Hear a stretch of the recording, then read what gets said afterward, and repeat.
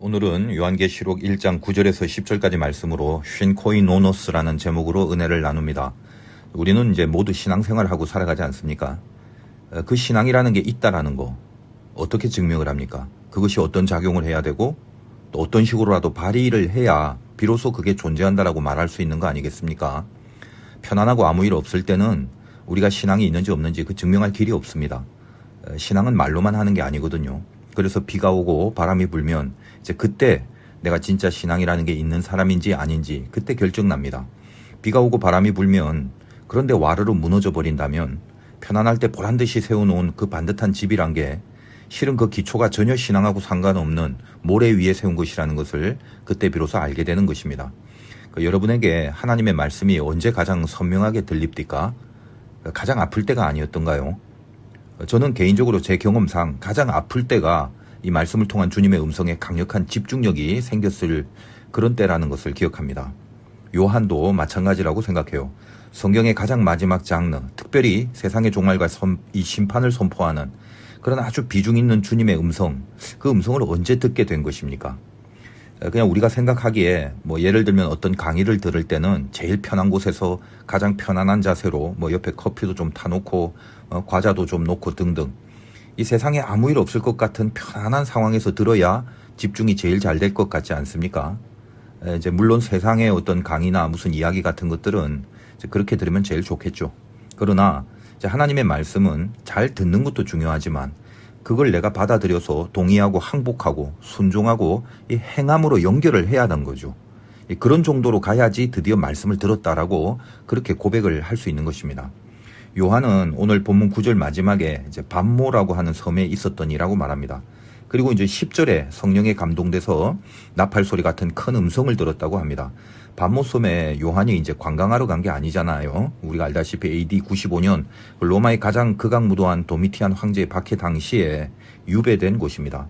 아마 요한이 그 시대의 고난의 한가운데서 이 요한계시록을 남기기 위해서 하나님이 다른 제자들처럼 바로 순교하게 안 하시고 유배를 당하게 하신 것이다 라는 생각도 듭니다. 자, 그러므로 요한도 마찬가지죠. 밤모라는 섬이 무슨 관광지 같았으면 거기서 어떻게 나팔 소리 같은 큰 음성을 들을 수 있었겠습니까? 가장 아픈 고난의 현장, 그 고난 가운데 선명히 말씀이 들리고 있음을 깨닫게 하십니다. 여러 번 말씀드리지만 이스라엘 백성에게 처음으로 말씀이 주어진 현장이 어디라고 했죠? 광야 아닙니까? 가장 힘든 그곳. 거기서 구름기둥이 안에 불을 동반해서 낮에는 구름만으로 또 밤에는 구름 속에 불을 밝히면서 이스라엘의 진로를 인도하여 준 것입니다. 그 진로를 인도하여 주는 것이 이게 말씀이 주는 역할이고 기능이라는 걸 그런 식으로 이제 나타내 보이신 것이죠. 그래서 말씀이 내 길의 빛이요 내 발의 등이라고 하면서 항상 구름기둥으로 이스라엘 백성들의 앞길과 진로를 이끌어 가셨습니다. 여러분, 우리가 이제 아플 때 진짜 말씀이 들리는 이유가 무엇입니까? 그냥 들리는 말씀, 그거 언제라도 들을 수 있습니다. 여러분도 지금 설교를 그냥 들을 수가 있고 진짜 말씀으로 들을 수가 있는 거죠. 그런데 진짜 들린다는 것은 그 말씀을 머리로 받는 것이 아니라 이 가슴과 몸으로 받는 것을 말하는 것 아니겠습니까? 성경의 표현대로라면 옥토가 되는 것입니다. 눈이나 귀로 들어온 말씀이 가슴과 몸으로 들어가는 것을 뭐라고 하냐 하면 침투라고 합니다. 옥토와 다른 곳, 우리가 알다시피 가시밭, 돌짝, 길가 이런 곳과 옥토의 다른 그 차이가 뭐냐? 침투가 되냐 안 되냐 그 차이입니다. 옥토에는 침투가 있습니다. 침투하는 방법이 뭐죠? 파고 들어가는 거죠. 흙이 갈아엎어져야 되는 것입니다. 그 갈아엎어지는 흙 속에 깊숙이 침투되는 겁니다. 근데 이 갈아엎는다는 것 자체가 이게 아픔입니다. 모든 침투는 뚫고 들어가야 되기 때문에 아픔이 동반되는 거죠. 그러니까 이제 여기가 참 중요합니다. 이 인간이란 존재가 하나님의 말씀이 귀한 줄을 알고 스스로를 알아서 자기가 갈아엎는 그 아픔을 절대로 자발적으로 감수하지 않습니다. 인간은 그렇게 수준이 높지가 않단 말이죠. 그래서 미리 아픔을 주시게 합니다. 즉 아픔을 겪는 사건과 경험을 가지게 합니다. 고난 중에 집어넣고 이미 아픈 상태로 만드시고 거기에 말씀을 던지십니다. 그때는 그 아픔 때문에 스스로 이미 갈아엎을 마음밭이 되어 있는 거죠. 우리에게 옥토가 되기를 바라시는 하나님의 마음이 계시지 않습니까? 열매가 맺기를 바라시는 것이죠. 자, 그러나 이제 중요한 것은 무조건 아픔이 있고 그 위에 말씀의 씨가 뿌려진다고 다 열매를 맺느냐? 그렇진 않습니다. 물론 이제 성경의 비유에서는 뭐 가시밭도 나오고 돌짝밭, 길가 등등의 비유로 표현되어 있습니다만 아무리 아파도 말씀을 받아들여서 그걸 가장 귀하고 강력하게 품고 있지 않으면 그 아픔 때문에 열매를 맺는 게 아니라 아픔 때문에 그냥 죽을 수도 있다는 것을 명심해야 합니다. 여러분 예를 들면 진주를 한번 생각해 보시기 바랍니다. 진주는 조개가 만들죠. 조개 몸속으로 모래 알갱이가 들어옵니다. 아픔이 들어오죠. 이때 조개는 이제 두 가지 방법으로 반응을 합니다. 우리가 알다시피 뭐 손가락에 작은 가시 하나만 있어도 온 신경이 다 곤두서지 않습니까? 뭐 조개란들 뭐 예외겠습니까? 그러니까 적어도 둘 중에 하나를 선택해야 되는데 하나는 무시하는 거예요. 그러면 결국 죽는 것밖에 없습니다. 우리도 마찬가지죠. 뭐 죽으면 안 됩니다. 하나님이 들어오는 그 말씀 그걸 무시하면 아프다가 죽는 것밖에 없단 말이에요.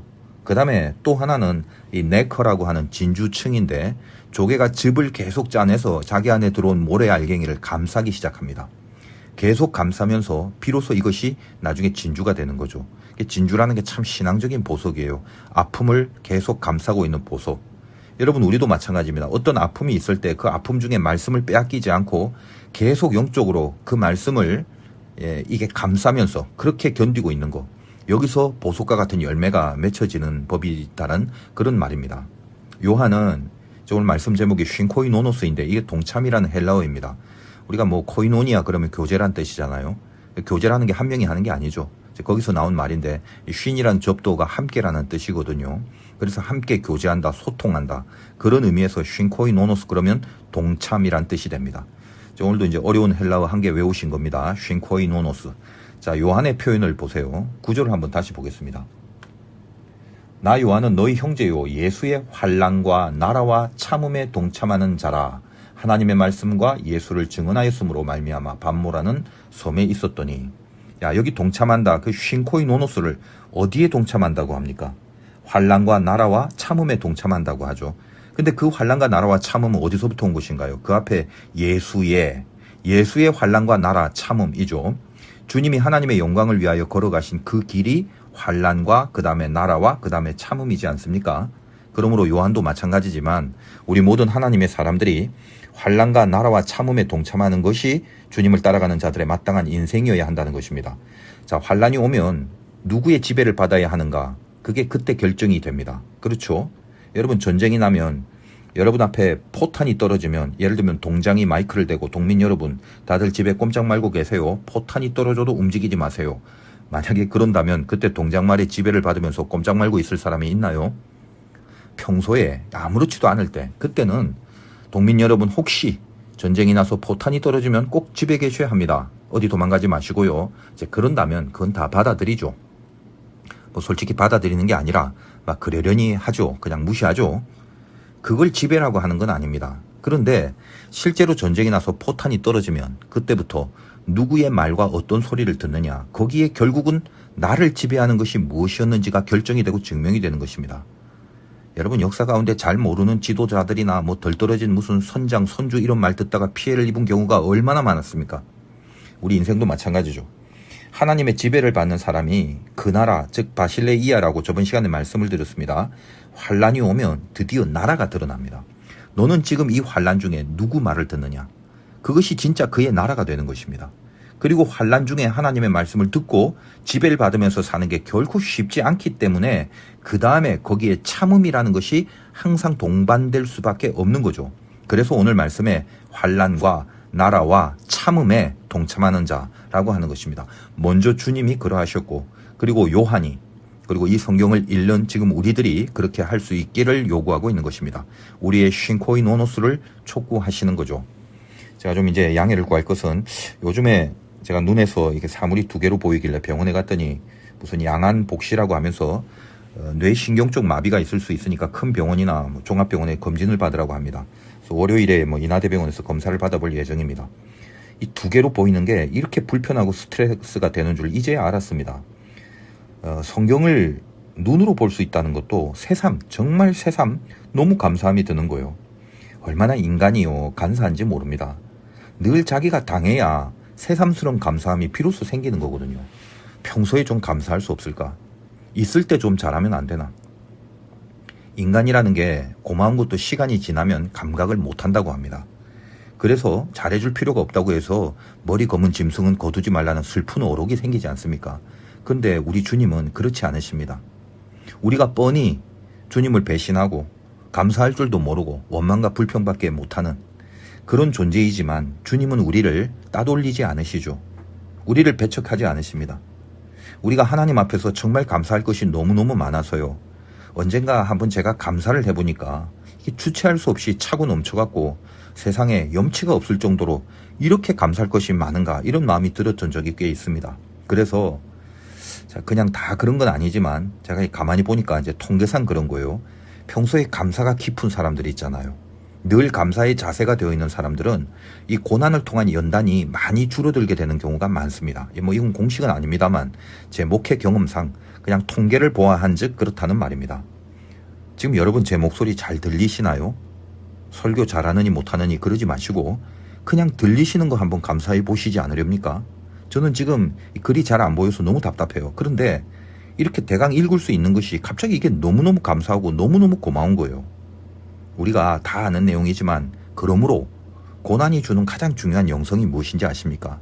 일단 첫째로 가난하고 간절하게 만든다는 거죠. 그게 복입니다.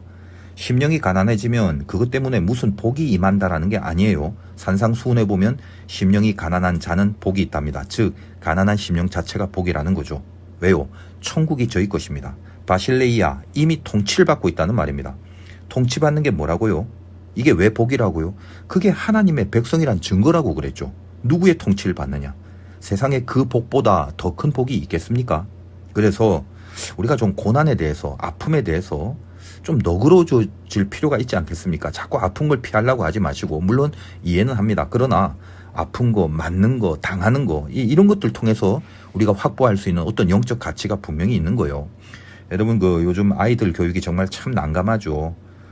학교 교육은 뭐 두말할 나위도 없고 교회 학교 또 아이들 신앙교육도 참 힘들어지는 시대 아닙니까? 한동안 몬테소리 교육인가 뭐 그런 게 유행했는데 마리아 몬테소리라는 이탈리아 최초의 의사가 된 여자가 만든 아동 교육법이랍니다. 쉽게 말하면 뭐 틀에 매이지 않게 아동 스스로가 뭐 학습할 수 있는 그런 뭐 창의적인 교육법이라고 할까? 뭐 핀을 이렇게 꽂아 놓은 박제된 나비 그 교육이라는 그 핀을 뽑고 자유롭게 날게 해주는 거 이게 뭐 참 교육이다 그러면서 한 시대를 풍미했죠. 근데 뭐 저는 잘 모릅니다만 조사한 바로 의하면 그 몬테소리를 하는 교구제가 너무 비싸갖고 정확히 모릅니다만 1,000만 원이 넘는다는 말도 들었고 이게 그냥 추상적으로 좋은 말이죠. 근데 여러분 뭐 그 말 자체는 틀린 게 아닙니다만 한 자유롭게 날게 해준 나비 얼마나 좋아요. 근데 여러분 애들 키워보면 어때요? 왜 그렇게 말썽을 많이 피는 아이들이 있는지 너무 심한 골통들 꽤 많지 않나요? 그 왜 그래요? 덜 맞아서 그렇죠. 성경을 보거나 이게 사람들 보면 결론이 납니다. 인간은 말로 해서는 절대 안 돼요. 주님 신사적으로 말로 하면 안 되나요? 우리 그렇게 어필하지만 되긴 되죠. 그러나 너희들이 신사가 아니라서 말로 안 할란다. 이게 하나님의 마음이지 싶습니다. 여러분 가난한 심령이 뭐예요? 이제껏 해왔던 방법으로 그 문제를 해결할 방법이 없게 만드는 거죠. 지금까지는 됐는데 그것조차 안 되게 만듭니다. 그래서 우리 스스로가 이 문제를 해결하기에 얼마나 가난한 자들인가 이걸 깨닫게 하신다는 거예요. 그러므로 고난은 비로소 더듬더듬 이제 주님의 약속을 붙들게 만들죠. 결국은 하나님 없이는 아무것도 아닌 존재라는 것을 진심으로 깨닫게 하십니다. 이것이 우리로 하여금 가난하고 간절하게 만드는 이 고난이 주는 아주 귀한 영성입니다. 그리고 고난은 두 번째로 자기 실력의 한계를 보게 하죠. 여러분 아무 일 없을 때는 다들 꽤 괜찮은 사람인 양 살아갑니다. 옆 사람 보세요. 얼마나 괜찮아요. 근데 만약에 어떤 사람이 고난을 당하면 또 그거 보고 쉽게 말하죠. 뭐 기도 안 해서 그렇다. 그깟 일로 뭐 그리 화를 내냐고. 또 뭐 그렇게 속이 좁아서 어떻게 하냐고. 예수 믿으면서 그런 거 하나 이기지 못하고 이런 식으로.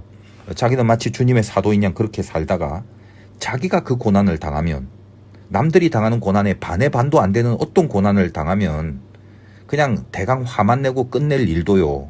자기는 옆에 어디 도끼자루 집어들고 그렇게 뛰어나가게 되는 것을 보게 합니다. 여기서 알게 되는 거죠. 아, 내가 이렇게 미련하고 고집이 세구나. 내 안에 사탄의 성격이 아직도 이렇게 여전히 살아있구나. 아직 멀었다. 한참 준비를 해야 될 사람이구나. 그걸 알게 하는 겁니다. 그래서 고난이 와서 좀 아프고 조금 손해보고 또 좀 다치고 조금만 자기 뜻대로 되지 않으면 안색부터 변해버리는 것이 바로 내 수준이었구나라는 걸, 나는 한참 멀었다. 그 한계를 스스로 자각할 때 드디어 하나님께 본격적인 집중을 할 수가 있게 하는 것입니다. 자기 실력의 한계를 보는 거, 이것도 고난이 주는 아주 중요한 영성이죠. 또 마지막으로 가장 중요한 걸 붙들게 하는 거, 이게 고난의 가장 중요한 기능 중에 하나입니다. 사람의 변별력이라는 거, 가장 중요한 걸 놓치지 말아야 되는 게 변별력인데요. 편할 때는 절대로 중요한 걸 못 봅니다. 어떤 사람이 기도의 자리로 가는 것만큼 중요한 게 어디 있겠습니까? 그런데 신자가 기도의 자리로 가게 하는 최선의 방법은 목사의 설교가 아니라 의사의 진단이라는 것을 여러분 알고 있죠. 여러분 집에서 가장 중요한 거 3개만 골라 나와라. 그러면 그 3개 외에는 다른 건 다 버려야 된다. 그러면 그거 고르느라 한 달 내내 고민할 겁니다. 그런데 5분 만에 그걸 결정할 수 있는 방법이 있어요. 그게 뭐죠? 집에 바로 불을 질러버리면 돼요. 그러면 금방 가지고 나옵니다. 제일 중요한 거는 바로 그때 보이는 법이거든요. 마귀가 늘 고급한 전략을 사용한다고 그랬죠. 좋은 것들을 찌부리 주면서 제일 좋은 거 하나, 그걸 못 붙들게 합니다. 실은 대부분 우리가 다 거기에 당하고 있어요. 불이 한번 나야 되는 겁니다. 결국 어때요? 고난이라는 건 2가지 결과를 줍니다. 맞고 쓰러지느냐, 딛고 날라버리느냐. 우리 교회에서 수없이 들었던 그 예로 바보새라고 있지 않습니까? 알바트로스. 평소엔 뒤뚱뒤뚱 걷다가 폭풍만 불면 그 바람의 힘으로 가장 높은 곳에서 가장 멀리 난답니다. 그 멋진 새 아닙니까? 근데 그걸 왜 바보새라고 하는지 모르겠어요. 동양에서는 신천홍이라고 하는데 하늘을 믿는 노인이란 뜻이래요. 우리 모두에게 그런 믿음의 날개가 있고 우리 하늘을 믿고 살아가지 않습니까? 고난의 폭풍이 올 때 이 고난 속에 큰 음성을 들을 수 있는 기회라는 걸 생각하시고 믿음의 날개에 담아서 날아버리는 거요. 그게 믿는 자들의 능력입니다. 그것이 주님의 믿음에 동참하는 신코이 노노스의 그런 모습이기도 하죠. 여러분 확인 한번 해보십시오. 고난이라는 것 자체가 중요한 것보다는 거기에 대한 반응이 중요한 것 아니겠습니까? 고난 때문에 자기는 좀 힘들어도 하나님과 가까워지는 것 같은가? 아니면 이 고난 때문에 하나님과 점점 멀어져 가는 것 같은가? 만약 어떤 고난 때문에 하나님과 멀어져 간다면 그거는 맞고 쓰러지는 격이고, 하나님과 점점 가까워진다면 딛고 날아가는 것입니다.